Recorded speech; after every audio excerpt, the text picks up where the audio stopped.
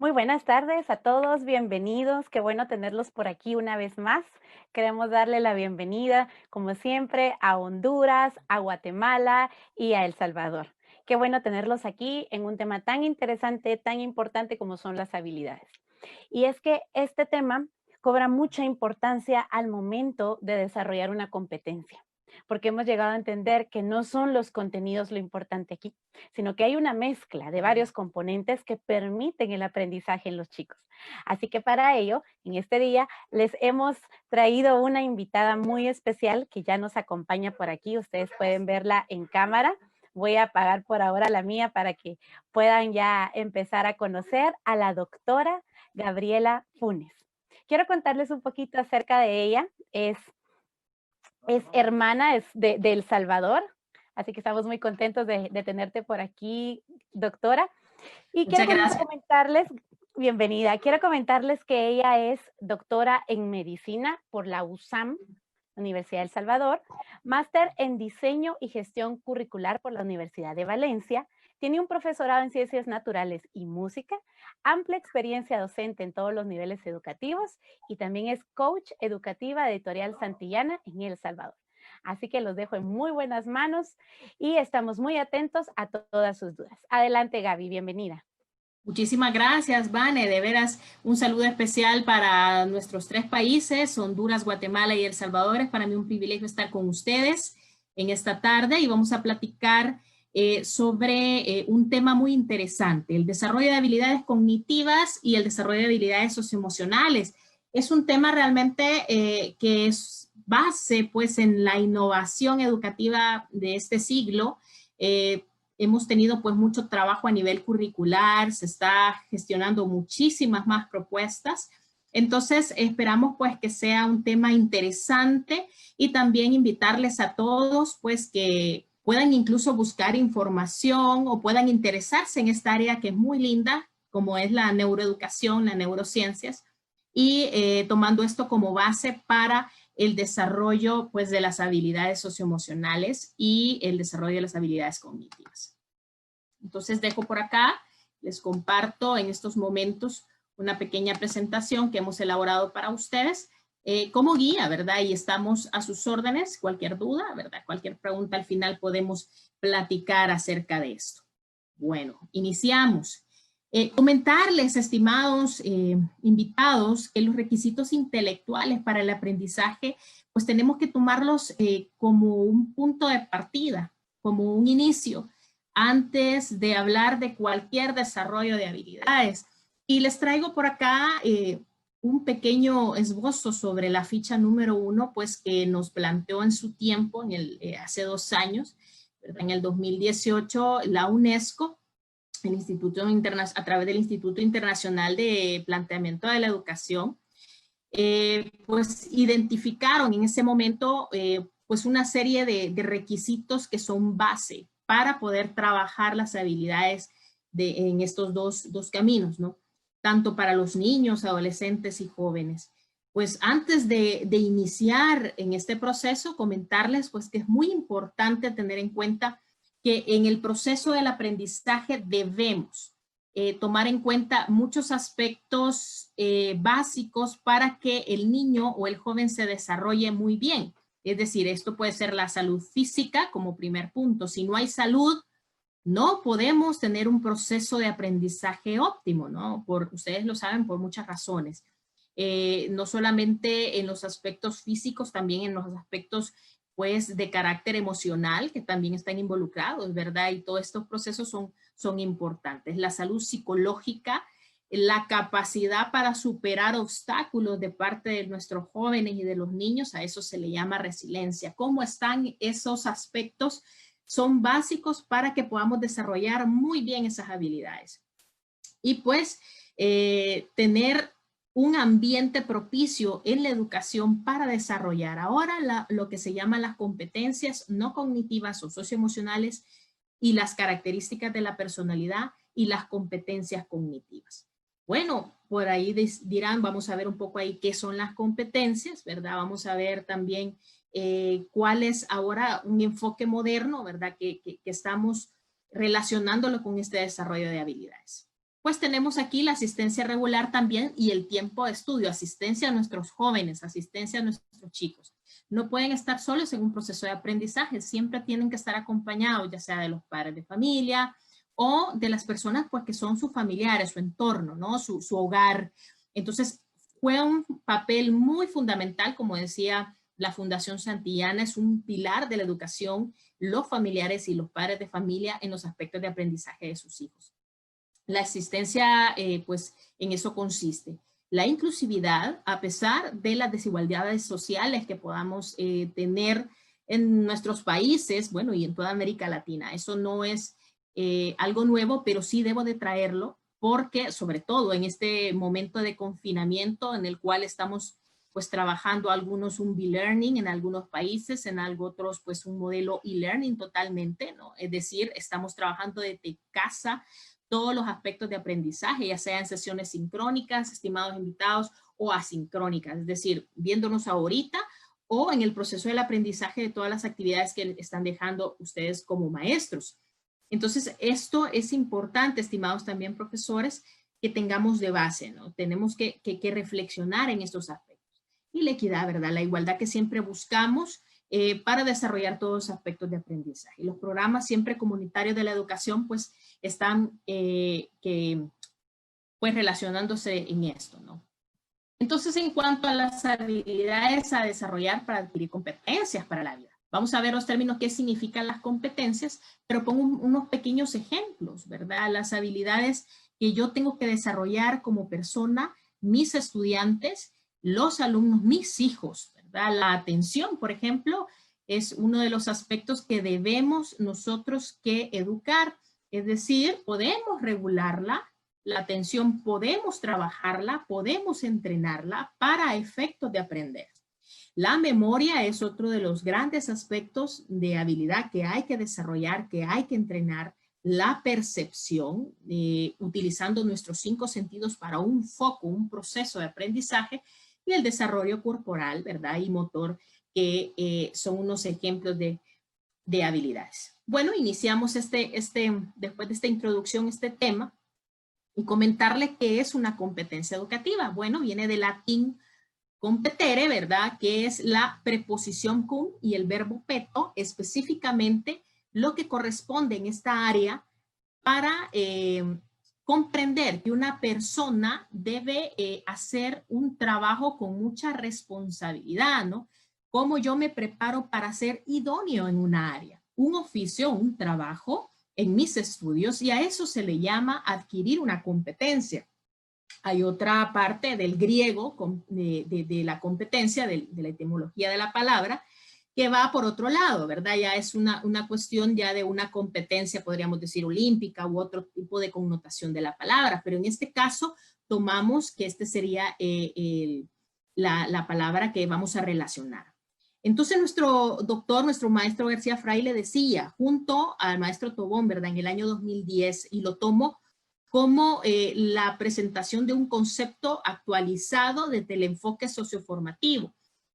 Después pues, de los enfoques que hemos venido trabajando en nuestros países a nivel curricular, como puede ser el funcional, bueno, una mezcla, ¿verdad? Y depende de cada país, pero pues acá traslado esta definición de competencia según el enfoque socioformativo de García Fraile, pues nos dice, son actuaciones, las competencias son actuaciones, son acciones integrales para analizar y resolver problemas del contexto de la vida, con idoneidad y compromiso ético. Lo que nosotros estamos buscando en una competencia es ser integrales, integrales en los procesos de aprendizaje, integrales en la vida y sobre todo adquiriendo un compromiso y responsabilidad ética, que es la que nos ha faltado muchísimo incluso a lo largo de todos los procesos educativos en las décadas atrás, ya que nos hemos enfocado a veces en ciertos marcos curriculares funcionalistas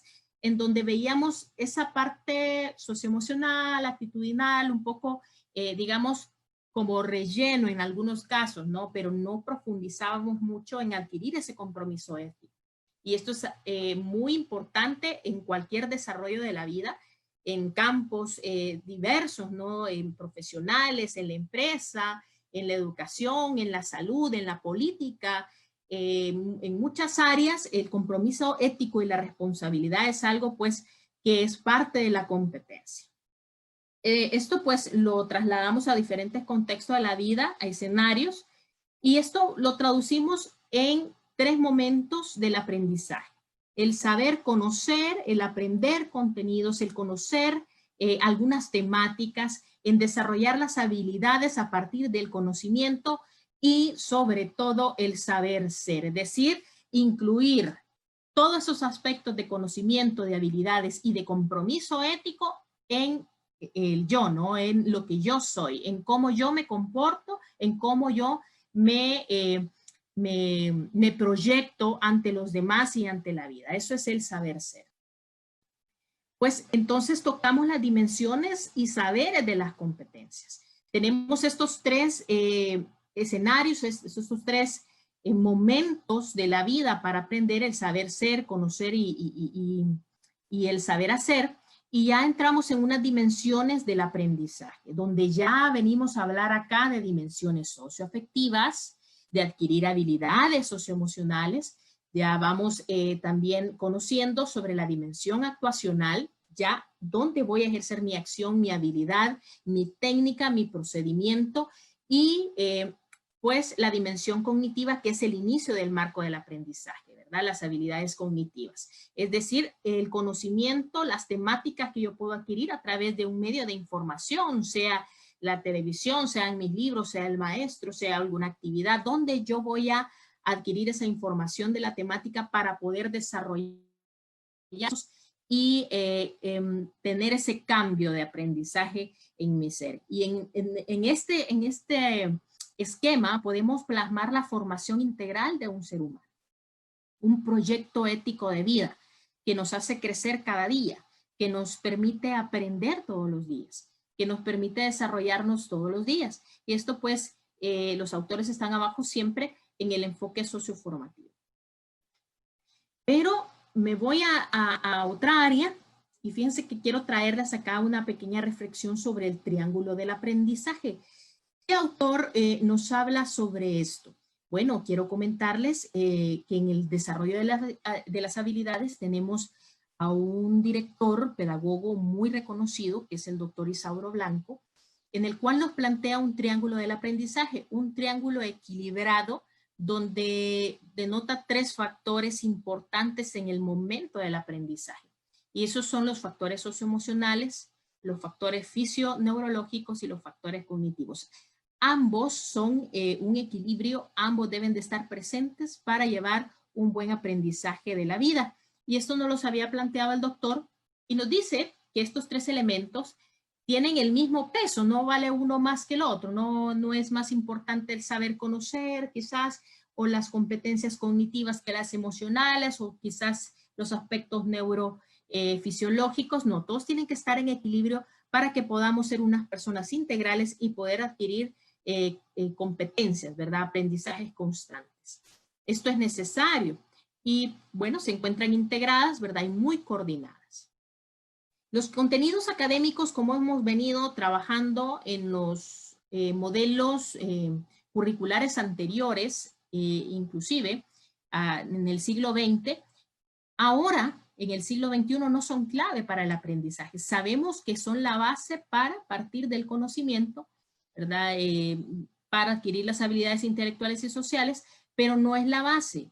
Lo que nosotros buscamos ahora es desarrollar ese aprendizaje a través de, del conocimiento pleno, de la integración, podríamos llamar del ejercicio metacognitivo. Entonces, el alumno se convierte ya en un ser, y todos los seres humanos somos complejos, ¿verdad? Desde esa complejidad nosotros empezamos a trabajar el constructo del aprendizaje. Debemos de atender incluso estos constructos de forma integral para que podamos partir de allí sobre el aprendizaje y el entrenamiento de habilidades. Bueno, estos factores entrando, podrían decir, bueno, ¿y cuáles son los factores cognitivos? ¿Cuáles son los factores socioemocionales de esa pirámide o los fisioneurológicos? Bueno, los cognitivos son la inteligencia, la capacidad de síntesis que podemos ir desarrollando a lo largo de la vida, ¿verdad? La reflexión, el juicio crítico, la creatividad en la expresión artística, que esta parte de la creatividad es realmente un concepto, una palabra que se usa mucho siempre en la creación artística, en la expresión artística y la solución de problemas de cualquier disciplina del conocimiento. A eso se le llaman los factores cognitivos.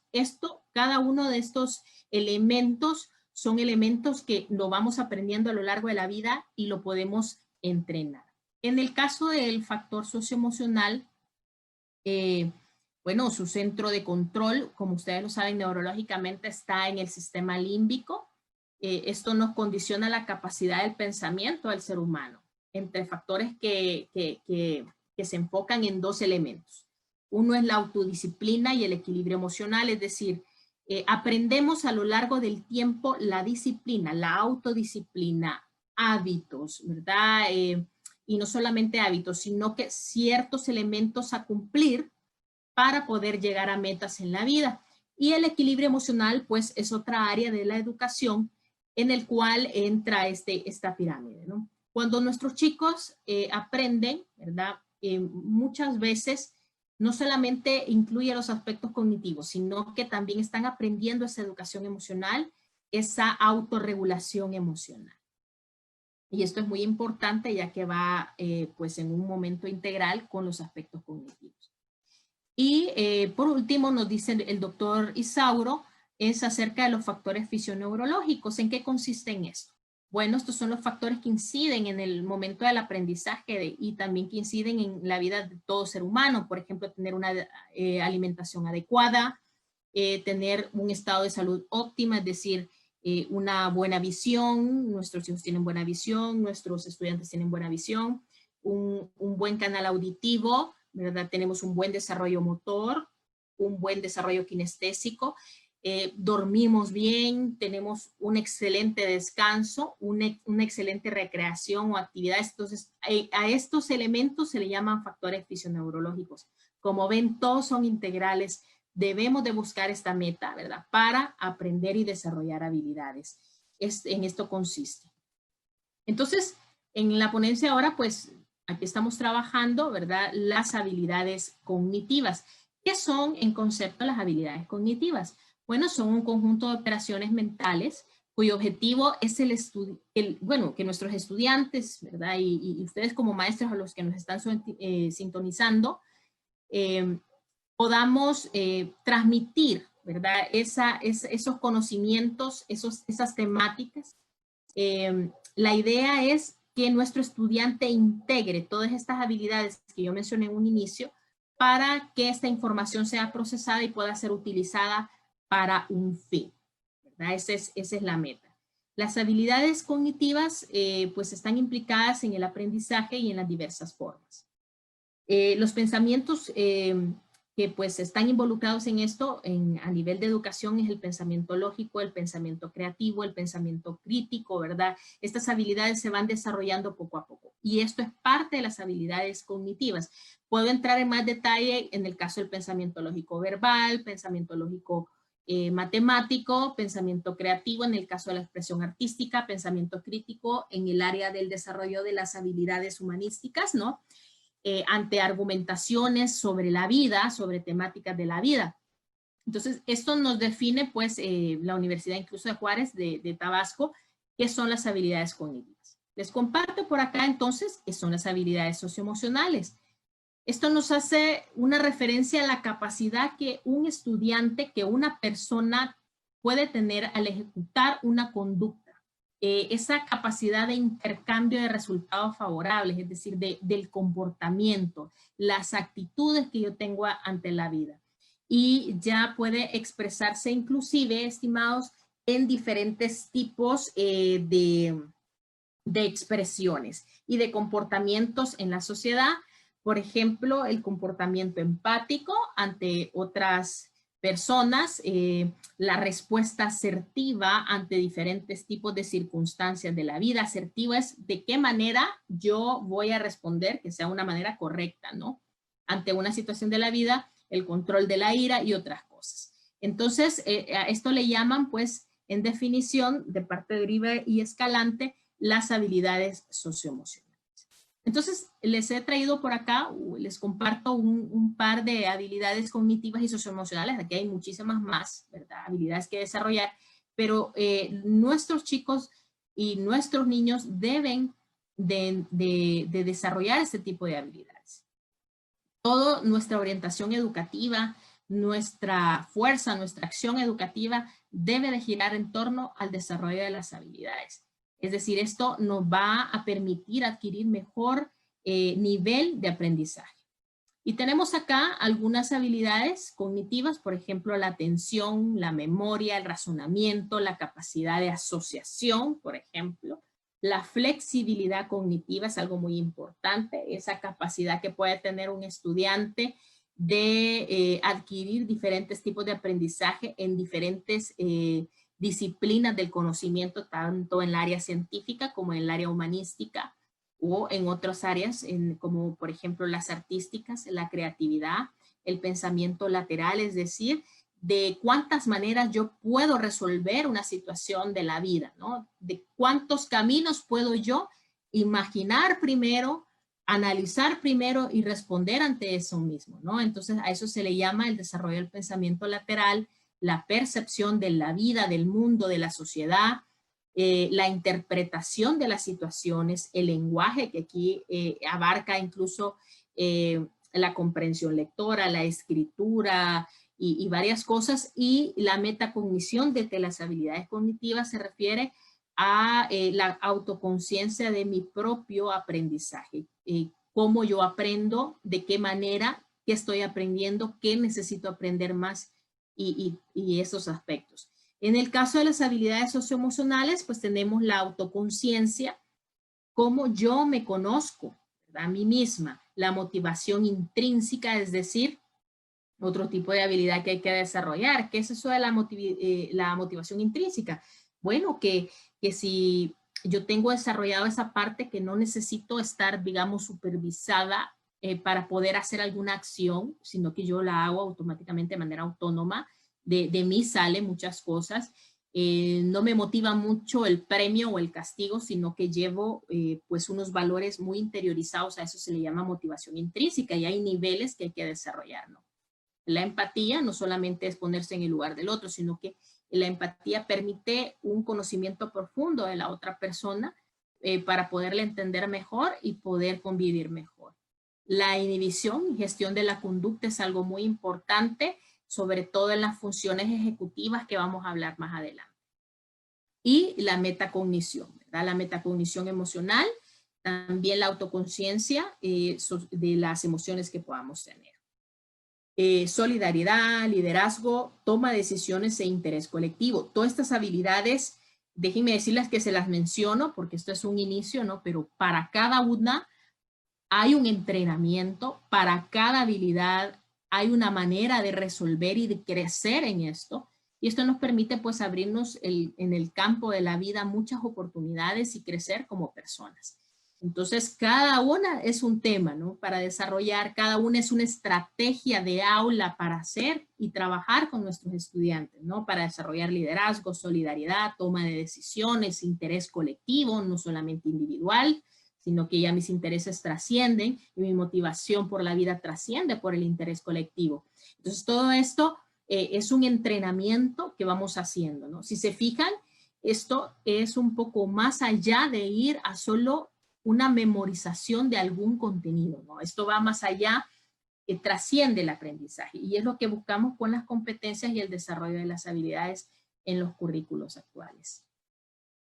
Pues entonces paso al proceso de entrenamiento de habilidades. ¿Qué es el entrenamiento de habilidades? Bueno, estimados invitados, esto es, digamos, una manera, ¿cómo podría planteárselas? Es una manera general que ustedes pueden conocer para realizarlos, ¿no? Para pensar cómo yo entreno las habilidades cognitivas, cómo yo entreno las habilidades socioemocionales.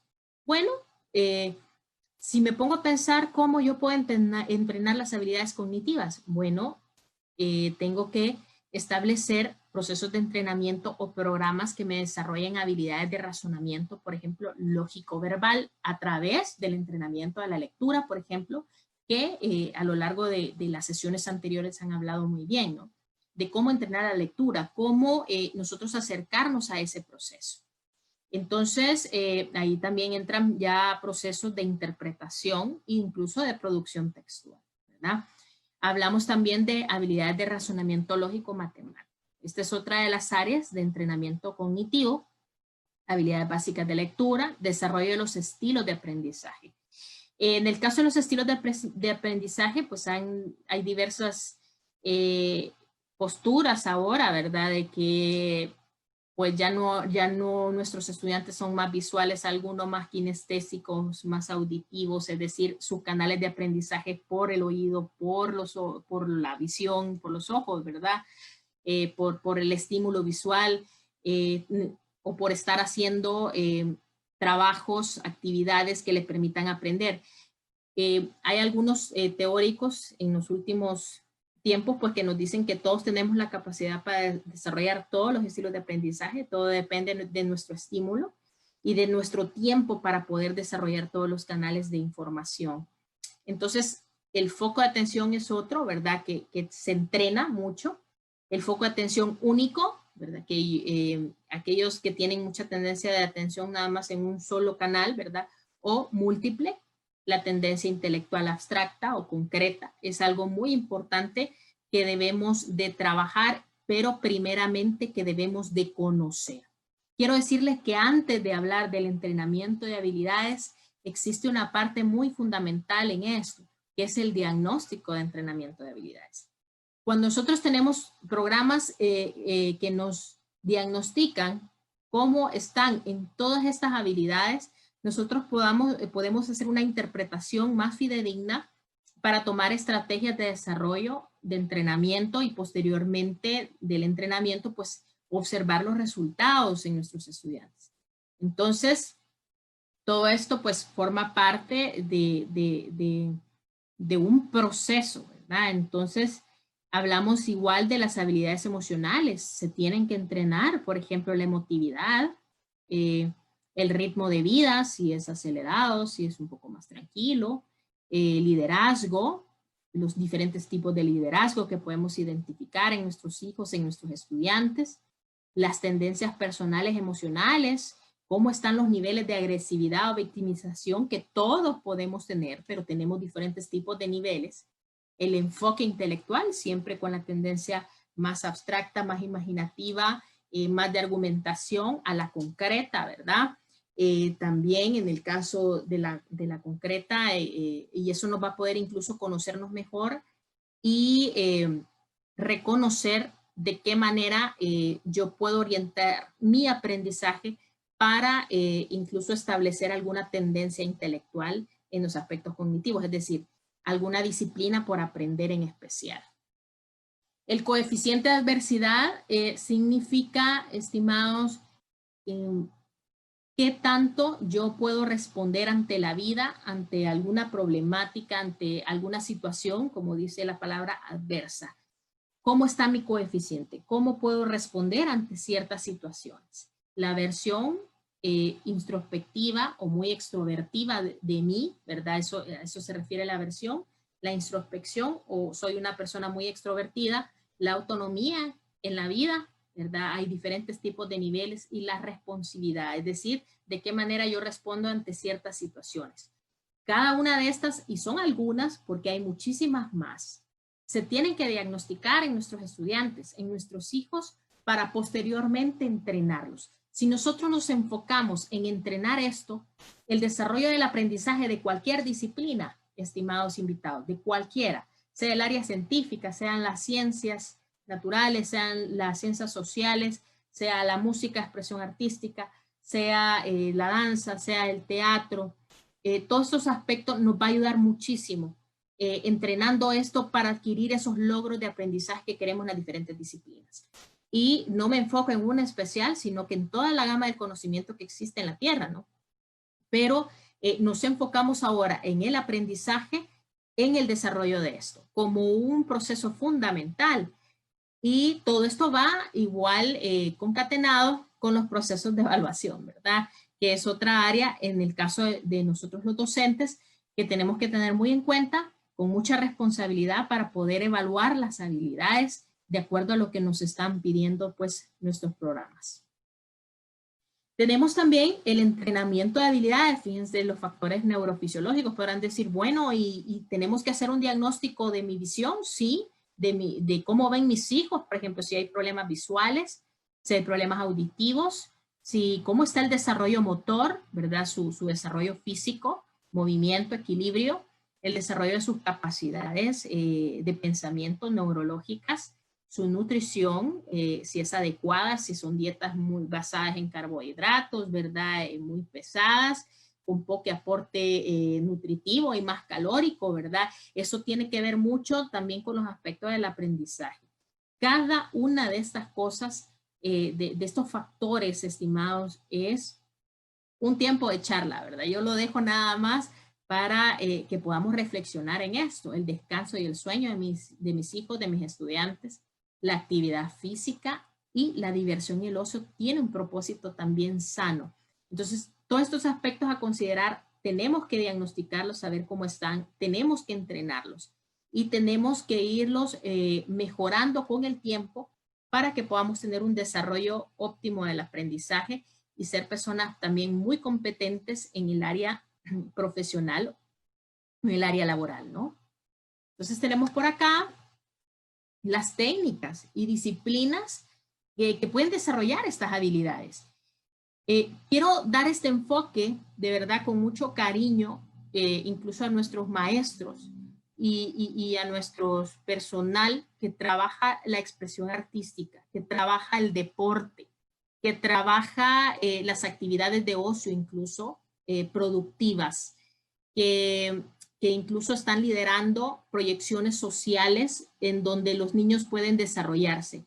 Estas son las técnicas y las disciplinas que pueden ayudarnos a desarrollar de manera integral estas habilidades, aparte de entrenar. ¿Por qué? Porque en sí estas disciplinas entrenan estas habilidades. Por lo que podemos ver, esto no es una cuestión, estimados invitados, de un currículo opcional que tiene que estar como opción para desarrollar un aprendizaje.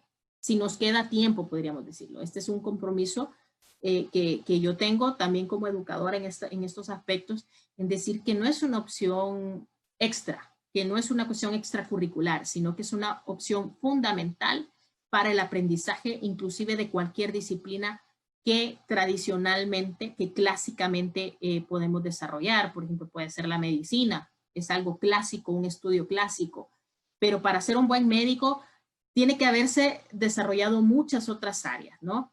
Haber tenido otras habilidades. Para ser un buen ingeniero tiene que haber desarrollado muchas habilidades. Y es ahí donde nuestros alumnos se frustran, donde nuestros hijos se frustran, y no es porque no sean capaces para ciertas áreas. Lo que pasa es que no les dimos las herramientas para desarrollarse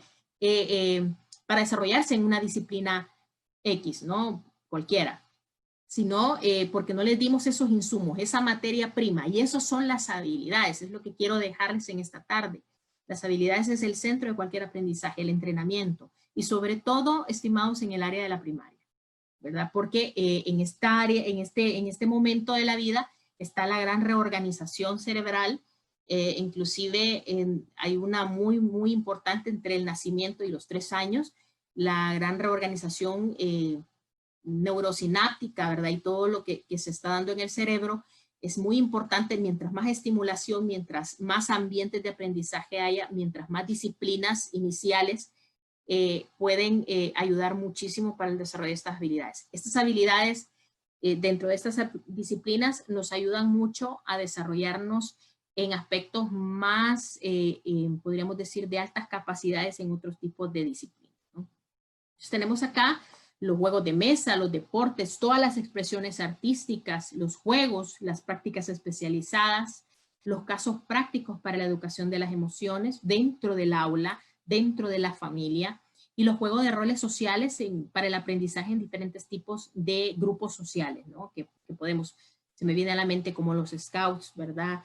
Grupos sociales, incluso religiosos, espirituales, o de algún propósito social, altruismo, ¿verdad? Todos estos aspectos son importantes para el desarrollo de las habilidades. Mientras más temprano se desarrollan, es mucho mejor para ser pues aspectos integrales, ¿no? Después. Entonces, esto me va a conducir a un reto curricular para el siglo XXI. Si se fijan, el modelo curricular que se propone hoy en día en la actualidad responde no tanto a un modelo educativo clásico, ¿verdad?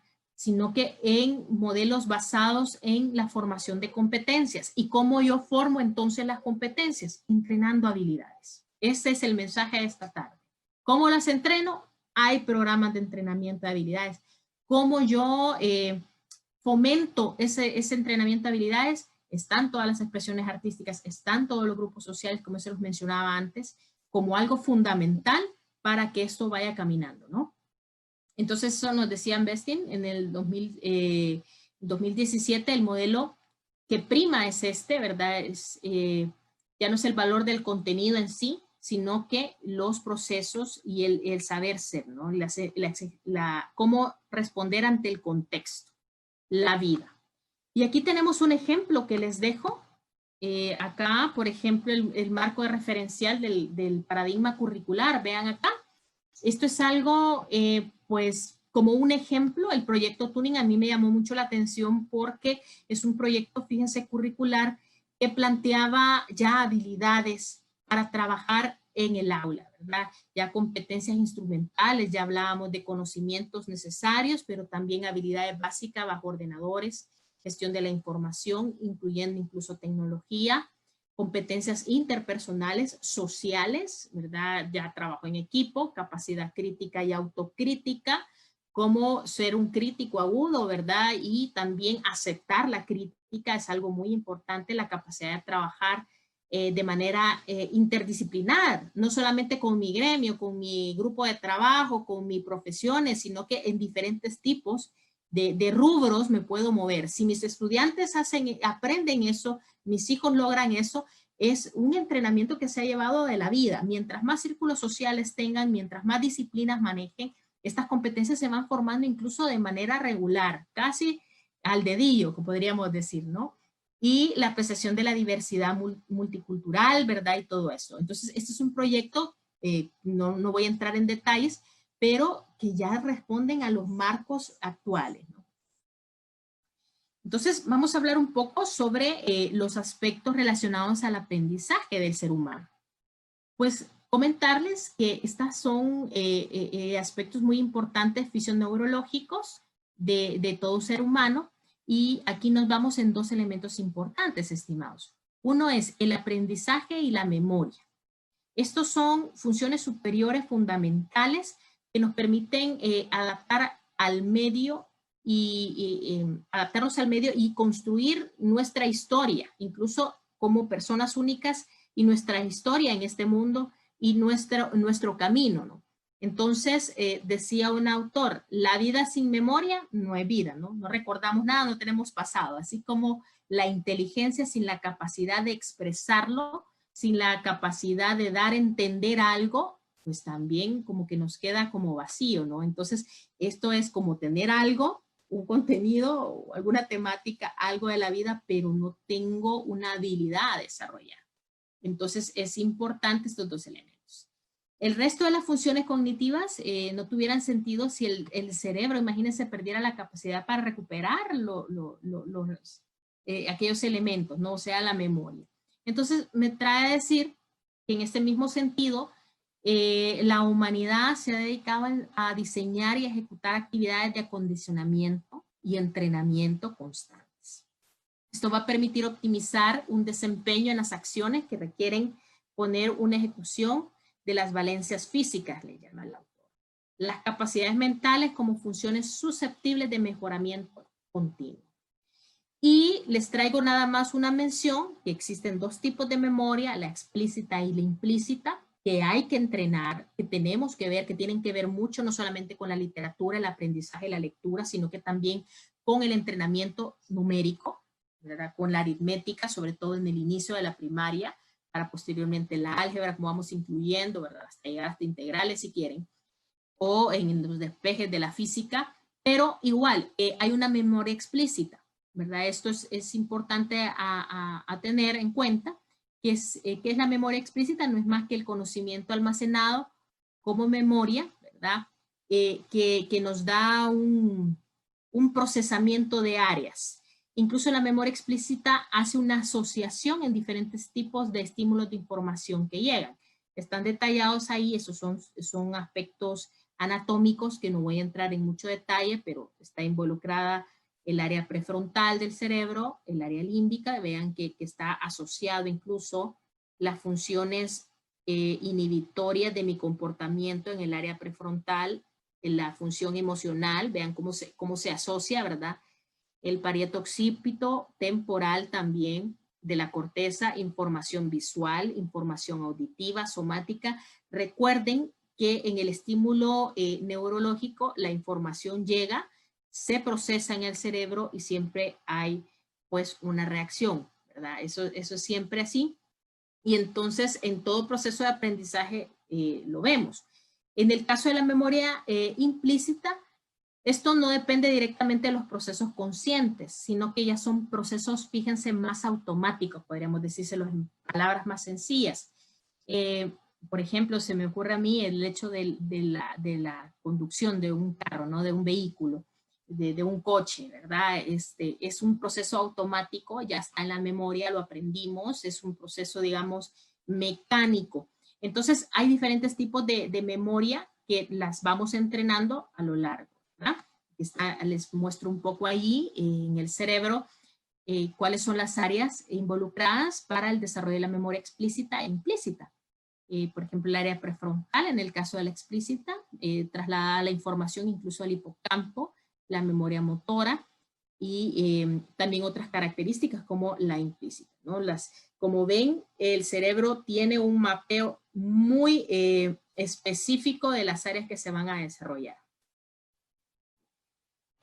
Nada más tener en cuenta esta tarde y comentarles sobre los factores que distorsionan el aprendizaje. También tengo que decirlo en esta tarde, ¿no? Y sí me gusta hablar de esto, porque si todo está muy bien, si vamos desarrollando las habilidades, si vamos inclusive teniendo esos factores neurofisiológicos como la salud mental muy bien desarrollada, pero aquí juega otro factor que es el ambiente externo. Y ya entran otros factores distorsionadores, así se le llama, del aprendizaje. ¿Y esto qué significa? Bueno, que hay elementos externos en el ambiente que nos pueden distorsionar el canal del aprendizaje, aún tratando de desarrollar todas las habilidades. Y estas pueden ser, por ejemplo, la excesiva cantidad de información a la cual nuestros hijos, nuestros estudiantes están expuestos a través de la tecnología.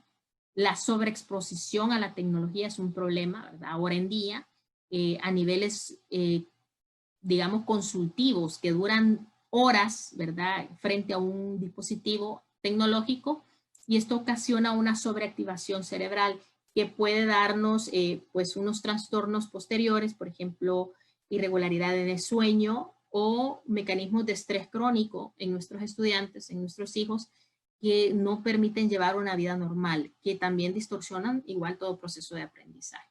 El doctor Isauro Blanco nos comentaba que los niños deben de utilizar los dispositivos tecnológicos bajo la supervisión familiar en un rango hasta los 6 o 7 años. Antes no, para evitar la distorsión en el desarrollo neurológico y motor de nuestros chicos. Es decir, que estén ya expuestos a estos dispositivos hasta los 6, 7 años.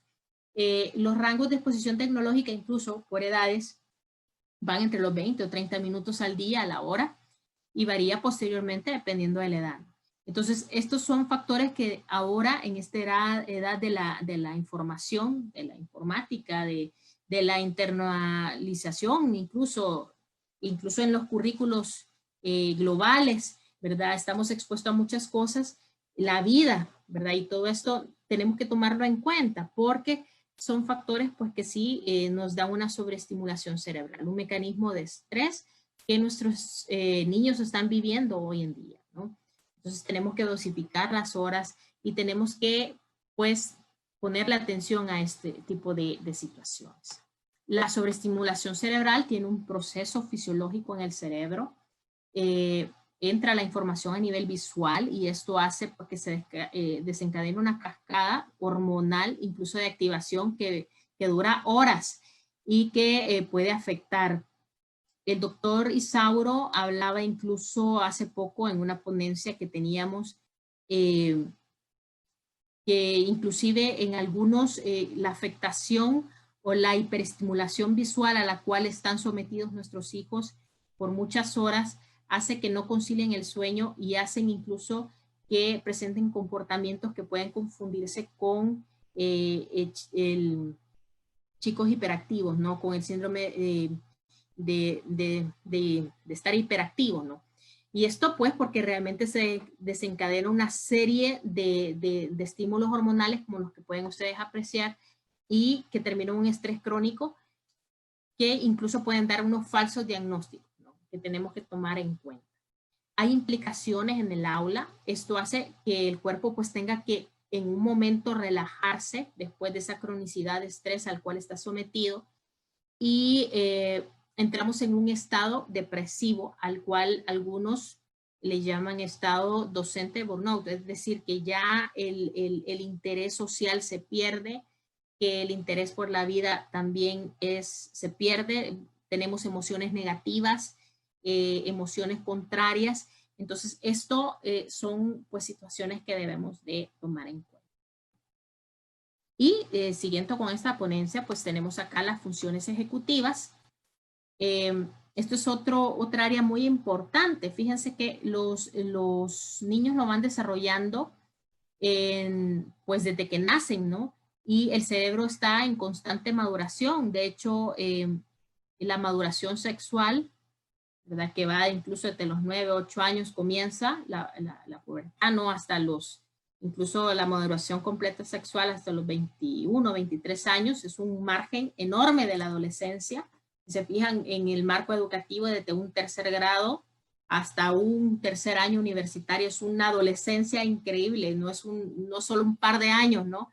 Como nosotros creíamos, solo, digamos, 3 años de un tercer ciclo, ¿no? No, esto es un marco de desarrollo bastante grande y quiere decirles que las funciones ejecutivas son funciones, fíjense, en el cual nosotros aprendemos cómo regular nuestras emociones y cómo regular nuestros comportamientos. Y es también parte de las funciones ejecutivas la capacidad de decisión ante la vida. Y esto se va dando con la maduración del cerebro. La maduración del cerebro, como yo les digo, es años, ¿no? Y termina entre los chicos hasta los 20, 21 años, ¿no? Por lo cual, estas funciones ejecutivas es lo que caracteriza al adulto, a nosotros, ¿no? Al pensamiento ya de un adulto. Entonces, ya esa capacidad inhibitoria de controlar nuestras emociones, esa capacidad de tomar las mejores decisiones, de tomar decisiones acertadas, se dan en este momento ya cuando las funciones ejecutivas están ya trabajadas, y esto es cuando nuestro cerebro ya está maduro, es decir, nuestra área prefrontal del cerebro. Y esto pues se da con el tiempo, no podemos esperarlo en alumnos de primaria, ¿verdad? Completamente, tampoco en nuestros bachilleres, en nuestros alumnos incluso de los primeros años universitarios. Esto se va formando a través de la vida. Y en esto consisten las funciones ejecutivas, la capacidad de tomar una buena decisión. ¿Sí se pueden entrenar estas funciones ejecutivas? Claro que sí. Podemos entrenar ese pensamiento ya preparándonos para nuestra vida de la adultez, pero en esto consiste, ¿no? Y el desarrollo tardío de estas funciones ejecutivas en los chicos que se tarda un poco más es hasta los 20, 21 años, ¿no? Es la maduración prefrontal. E incluso las niñas maduran un poco más antes que los chicos, ¿no? Que los caballeros, entre los 19 y 20 años, un poco más antes, ¿verdad? Tenemos acá la corteza prefrontal. Y quiero decirles como el cerebro tiene una relación muy integral, incluso con la liberación hormonal y de desarrollo, y no puedo quitar obviar estas áreas del conocimiento. Esto también permite que la maduración cerebral se dé, ¿no? La liberación hormonal de las características sexuales. De hecho, esto es tan importante que incluso define muchas áreas de tendencia intelectual en un momento de la vida de nuestros estudiantes, ¿verdad? El área prefrontal, aquí está en la maduración, por ejemplo, ya cuando relacionamos los aspectos hormonales que están tan elevados en nuestros chicos en la pubertad, con la testosterona y vasopresina arriba, ¿verdad? 3 veces más de lo usual en la adolescencia, y en las chicas, pues, la dopamina, oxitocina, ¿verdad? Estrógenos trabajando. Entonces, ¿cómo afecta incluso los aspectos sociales y los aspectos de tendencia intelectual? Claro que sí, afecta mucho, ¿verdad? Incluso la testosterona a niveles altos, pues, lo que ocasiona es la falta de interés social, eso es normal, ansias por ser competitivos en los chicos es algo normal de los comportamientos sociales. En el caso de las niñas es lo contrario, no hay falta de interés social, sino que necesitan de las relaciones sociales, ¿verdad? La sensibilidad se vuelve, pues, más prominente, ¿verdad? La necesidad de compartir con amistades es muy diversa. Y pues esto pues incide mucho incluso en las tendencias intelectuales que pueden haber en cierta manera de la vida. Después esto pues se empareja, podríamos decir, se nivela, pero incluso en el caso del lóbulo parietal inferior en los niños madura antes, por lo que esto podríamos decir, incide en buscar tareas espaciales como preferencia, ¿no? Y en el caso de las chicas, no, lo contrario, el proceso lingüístico, ¿verdad? Aprenden a inhibir más los impulsos, y el proceso de la memoria y el aprendizaje, la autoeducación se da mucho más fácil porque ellas maduran mucho más rápido las regiones de la corteza frontal y prefrontal, o sea, ya buscando las funciones ejecutivas. Entonces, toda esta información es importante porque ven que hay una relación entre la cuestión hormonal, ¿verdad? En este caso, ¿verdad? Los impulsos, los niveles hormonales por la adolescencia, lo importante que también tienen que ver con la maduración cerebral, para que podamos incluso incidir en aspectos del aprendizaje. Los maestros pues deben de conocer esos procesos para poder comprender mejor a los estudiantes. Y pues, por último, tenemos la metacognición, que es un nivel de capacidad muy interesante, un proceso de reflexión sincera con el propio conocimiento, con nuestros procesos de aprendizaje, y que los estudiantes pueden ir desarrollando a lo largo de la vida, y también nosotros, ¿no? Esto ya nos va incluso dando facultades como personas integrales, podemos hacer tareas, podemos ser estrategas, esto permite el desarrollo de la metacognición. En el caso ya de actividades cognitivas, podemos planificar objetivos de vida, planificar estrategias, ¿verdad? Supervisión para mejora, crecimiento, y podemos tener pues ya la evaluación de cualquier aspecto de la vida en este tipo de competencia. Y la parte de la metacognición es importante y es entrenable también, ¿no? Y la educación del pensamiento para la gestión de las emociones. Esto es básico, estimados invitados. ¿Por qué? Porque primero, antes de gestionar cualquier emoción, antes de reaccionar de alguna u otra manera, pues el objetivo es educar el pensamiento. Y para eso existen técnicas para la gestión de las emociones que también son entrenables. Es decir, decía algunos, antes de reaccionar con ira, con desesperación ante alguna situación, por ejemplo, se me ocurre el tráfico, yo primero puedo tener algunos pensamientos positivos que me hagan sobrellevar el cansancio de una congestión vehicular. Entonces, todas estas son técnicas importantes como la técnica de respiraciones profundas, detención y regulación del pensamiento, relajación muscular, ensayos mentales, razonamientos lógicos, la distracción importante en ciertas actividades, la autorregulación de las emociones, el entrenamiento asertivo, es decir, cómo yo me voy educando a cómo responder ante diferentes tipos de situaciones de la vida. Y ahora hablamos incluso de técnicas como de relajación, como el mindfulness. Entonces, estas son técnicas importantes que también se desarrollan como habilidades integrales para el aprendizaje. Y cierro con esto, porque ya tenemos ya a 2 minutos de las 3:30, ¿no? Y pues nos dice nuestro doctor Isauro Blanco del programa Logros, pues hay necesidades básicas que cumplir en la escuela, en nuestros colegios. Y esto es que nuestros chicos, nuestros adolescentes necesitan estas necesidades básicas dentro del aprendizaje, dentro de las escuelas. Y uno es la diversión. La diversión se refiere a qué tan bien me la paso yo en la escuela, haciendo determinadas actividades, qué tan emocionado voy a las clases, ¿no? Este momento es una necesidad básica que tienen los niños y que debemos de buscar suplirla, ¿verdad? En cualquier proceso del aprendizaje. La pertenencia es sentirse pues bien en un ambiente, es que pertenece a algún lugar, ¿no? Entonces, esto es otra necesidad básica, tener su grupo social, tener sus grupos sociales, incluso su desempeño a nivel interpersonal es importante, ¿no? Es otra área básica.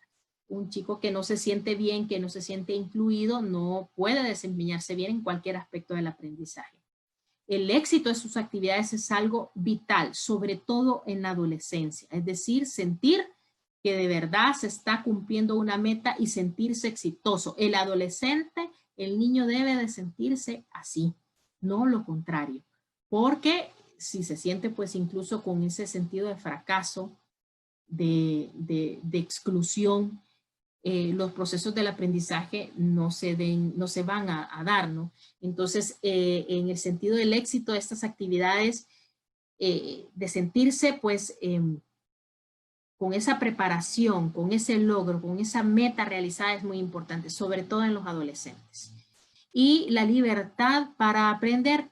Y aquí esto es un poco más allá del currículo, ya que el doctor Isauro lo plantea de esta manera, con esa libertad incluso curricular que puede ofrecer esta educación del siglo XXI más adelante, es decir, que los chicos escojan qué quieren conocer, qué quieren saber, qué quieren aprender. Es algo importante para activar la motivación al aprendizaje. Las horas en las cuales ellos quieren estar aprendiendo.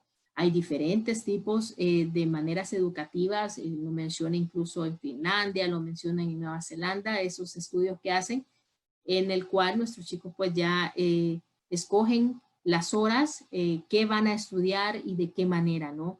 De qué tipo de sistemas. Entonces, pues hacia eso vamos, a ese cambio curricular para el desarrollo de las habilidades.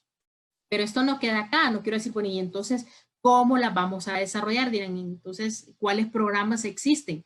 Vamos a conocer en los posteriores días algunos programas, sobre todo el programa Logros, ¿verdad? Que nos permite diagnosticar muchísimas cosas a nivel de la evaluación de las habilidades, a diagnosticar cada habilidad en tanto los aspectos emocionales como cognitivos, a cómo yo puedo educar las emociones a través de Emotional Mind, y cómo puedo entrenar esas habilidades, como pudimos ver anteriormente, entrenándolas el lógico verbal, el entrenamiento numérico, lógico numérico, el entrenamiento de comprensión lectora, lectura básica, los entrenamientos de emociones, y eso lleva otro tipo pues de programas. Entonces podemos conocerlos en estos días posteriores a esta semana de conocimiento de habilidades 21.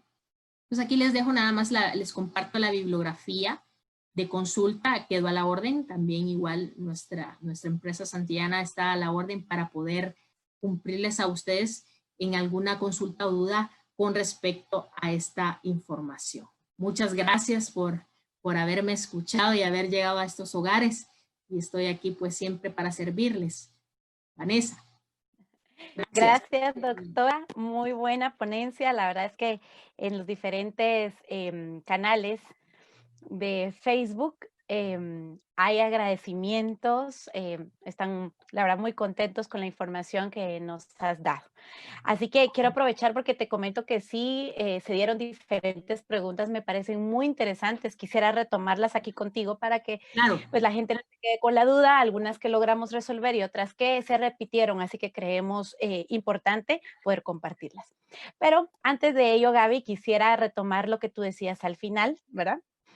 Acerca de la semana que estamos promocionando desde Santillana Compartir. Así que quiero invitarlos a que revisen nuestras páginas y puedan leer el material que que cada semana generamos, en este caso es la semana de las habilidades. Esa es una. Y otra, a que no se pierdan siempre en el mismo horario de las 14:30 horas el día de mañana y por las mismas redes para comunicarnos, nuestra siguiente ponencia, que da continuidad a lo que la doctora nos ha hablado. Ahora ya tenemos un fundamento teórico, una vista muy clara acerca de la importancia de las habilidades, pero esto, recuerden que es como todo en la vida, si no lo medimos, no lo podemos perfeccionar, ¿verdad? No se puede Entrenar, seguir entrenando, ¿verdad, doctora? sí. Entonces, ahí es donde queremos el día de mañana presentarles cómo podemos medir estas habilidades, cómo las podemos diagnosticar. ¿Qué hace el padre de familia al respecto? ¿Qué hacemos nosotros? ¿Qué hacemos en esta situación también? Así que por favor, mañana no se pueden perder esa siguiente parte y no se pueden perder esta PPT, así que ya hemos dejado en los comentarios un enlace, un formulario para que lo puedan llenar. Si ustedes lo llenan, tengan mucho cuidado con su correo, por favor, pero si ustedes lo llenan, tengan por seguro que van a recibir la presentación de la doctora Gabriela Funes. Perfecto. Pues ahora quiero comentarte que encontré aquí 4 preguntas muy interesantes, Gaby. Sí. Me voy a ir, antes de hablarte en sí sobre 2 preguntas de habilidades, quisiera que tocáramos este factor que tiene que ver con el estilo de aprendizaje, pero viene siendo un factor emocional en la habilidad. Entonces, preguntaban, ¿cómo podemos desarrollar esa motivación intrínseca en nuestros alumnos? Ya tú sabes, la extrínseca, pues ni modo, no la ponen, no la imponen y, y tenemos que hacerlo. Pero ¿qué hacemos Sí, para tienes que desarrollar hacer esa esto, te estoy supervisando, pero ¿cómo esa motivación intrínseca?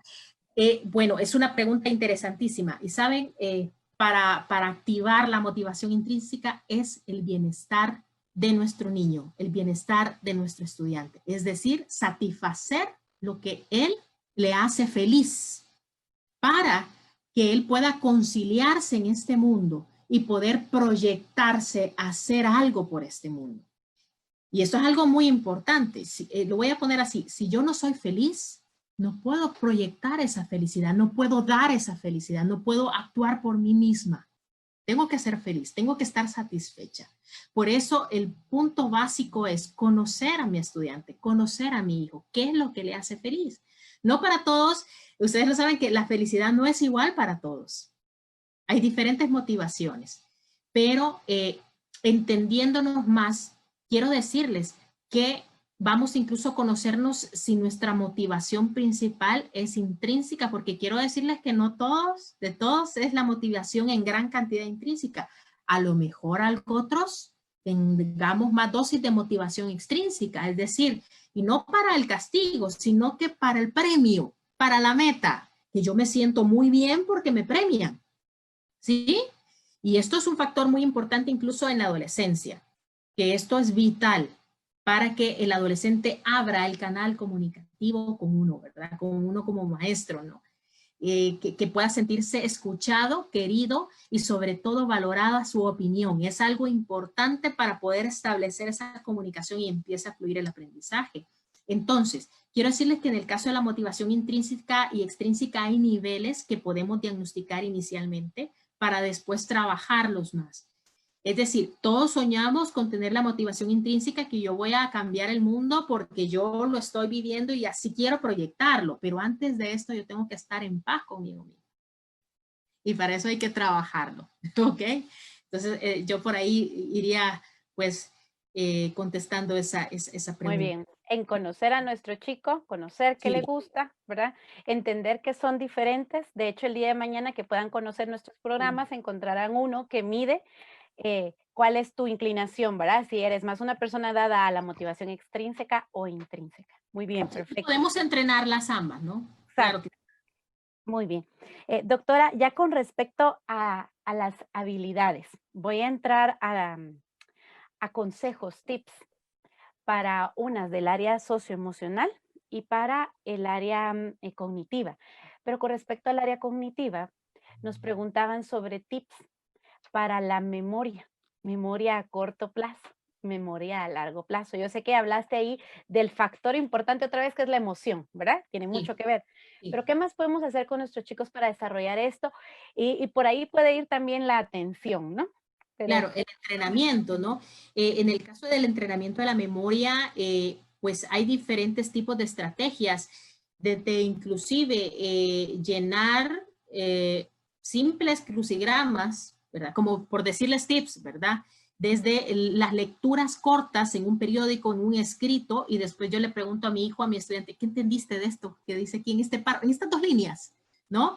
Entonces, desarrollar incluso eso a la lectura, incluso comprensiva de momento, de esos 2 párrafos, y yo te pregunto a ti el día siguiente, ¿te acuerdas qué comprendiste, no? El día de ayer en lo que leímos. Entonces, ya vamos recordando y vamos entrenándolo poco a poco.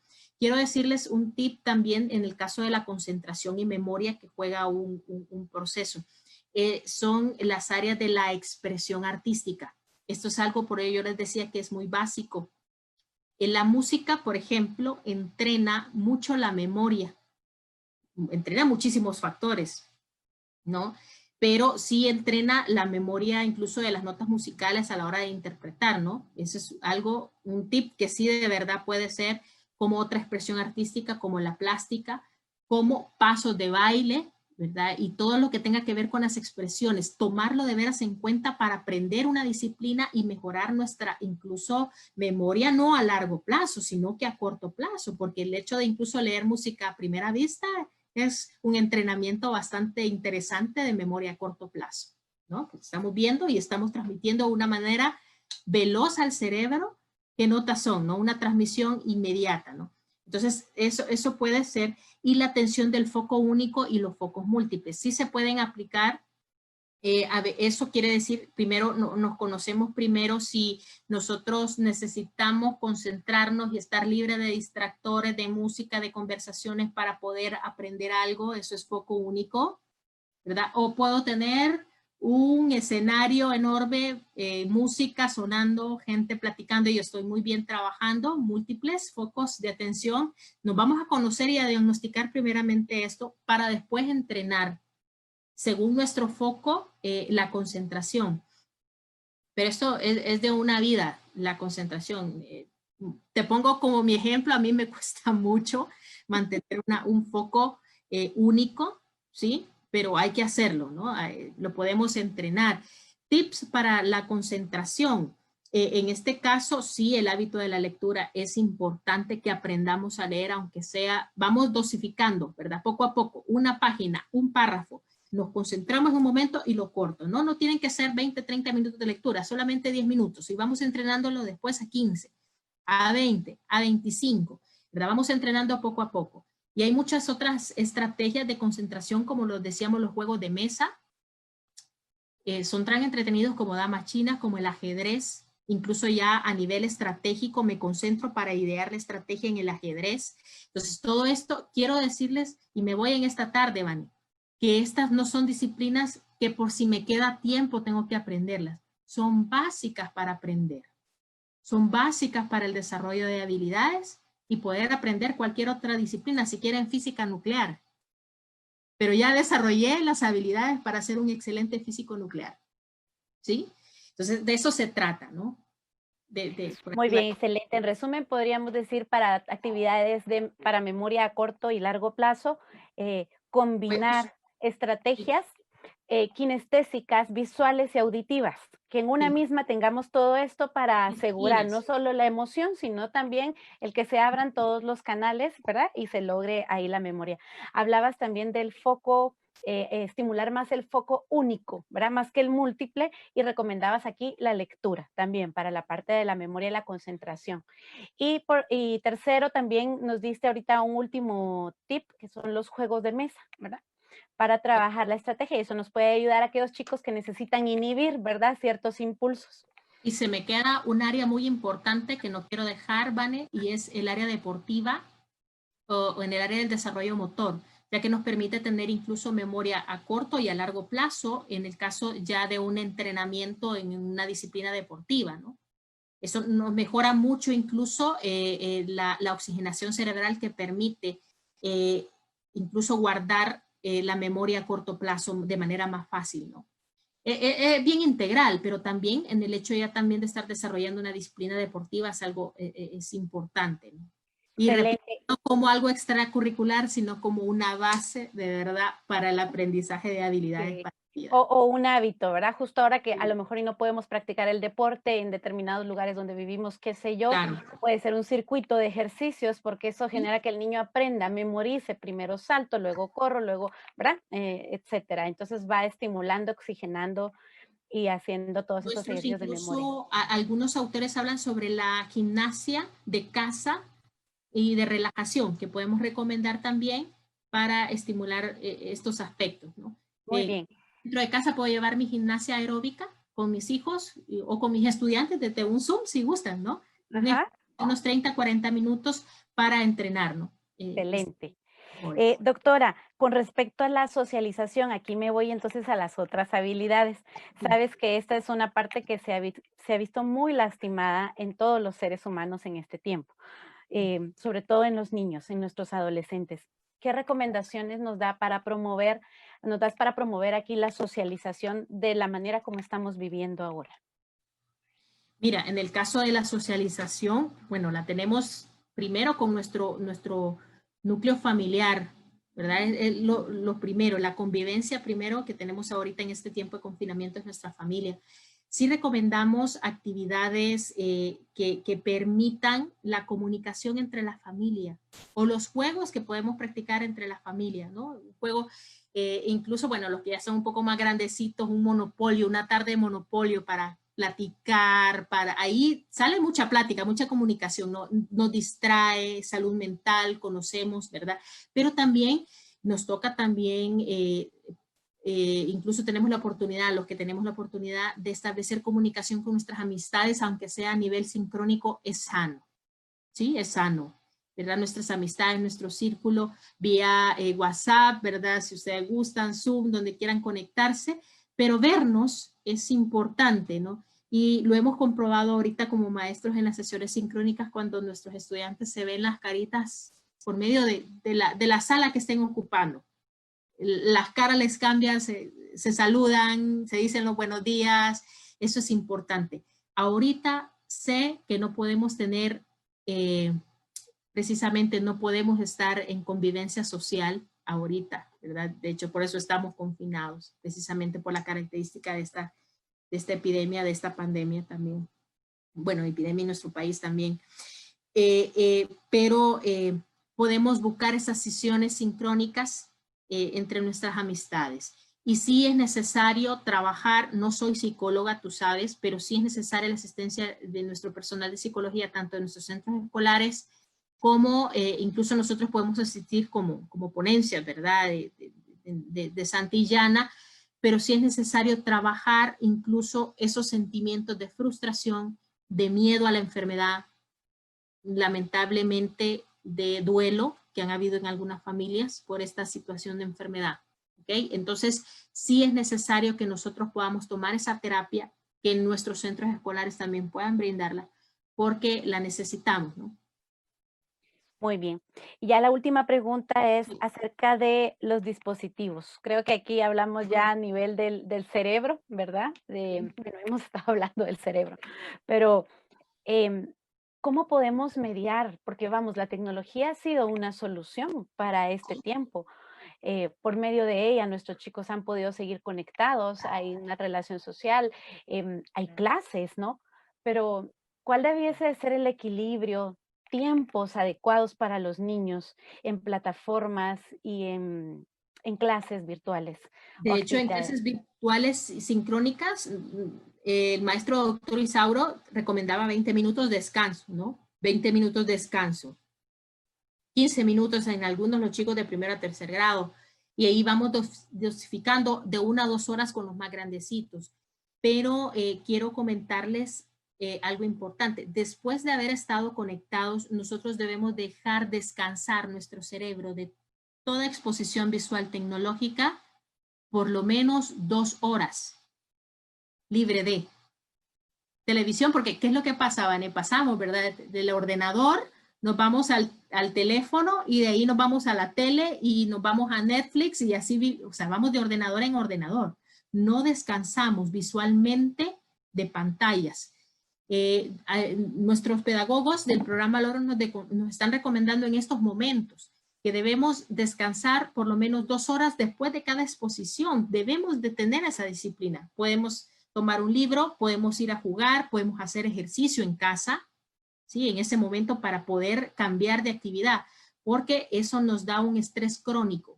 Y ahorita el equipo Avilmind también nos recomienda muchísimo tener esa dieta de noticias que solo podemos ver aproximadamente digamos, unos 10, 15 minutitos de noticias y hasta ahí, ¿no? En cuanto a las noticias que tengan que ver con el desarrollo de la pandemia del coronavirus, ¿no? Porque estar constantemente 24 horas, 14 horas expuesto a todo este tipo de situaciones de aumento de casos, de fallecidos, pues no ayuda en nuestra salud mental. Entonces tenemos que controlar eso en nuestros hijos y nuestras familias, totalmente. La dieta... Excelente. Sí. Excelente, Gaby.